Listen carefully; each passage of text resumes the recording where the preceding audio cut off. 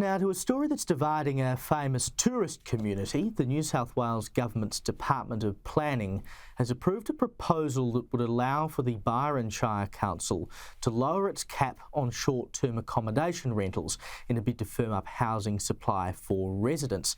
However, many property owners and tourism businesses are concerned that this move will severely impact the local economy, which of course in a place like Byron relies so much on the tourist dollar. Joining me now is Byron Deserves Better spokesperson Sarah Workman. Sarah, firstly, can you please just explain to me what exactly is the government proposing here? So going back about 18 months ago, the state government, or for a period really of 5 years, the state government has been working on a whole host of regulations to increase the professionalism and the safety of the short-term rental accommodation industry.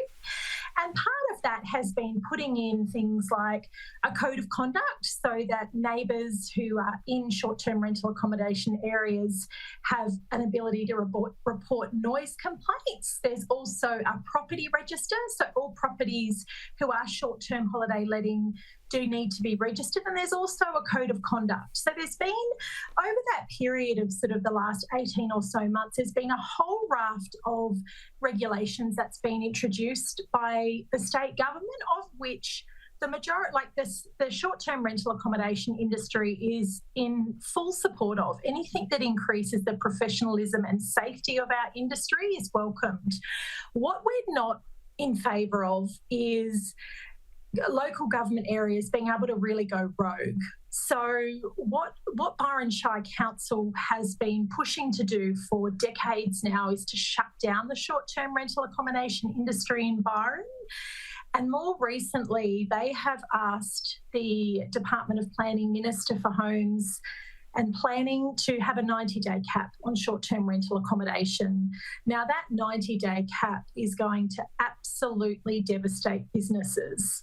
We're going to see more than 1,448 jobs at risk, and also annually $267 million removed from the local economy, which the business community in Byron, who's built on tourism, just can't afford to take that hit off the back of a couple of years of severe downturn with COVID. I don't really get the argument from the council here, because they're saying we want to free these properties up for people to live in. We want residents in them.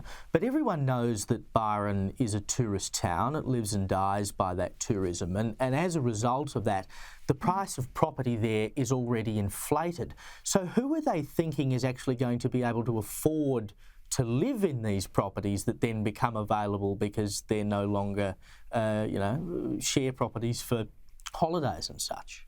Yeah, you've made a really good point, and I couldn't agree more. So part of the group of people that I represent is the Australian Short-Term Rental Accommodation or Association chapter in Byron, and that's made up of small and family businesses, property owners and local residents and members of the community.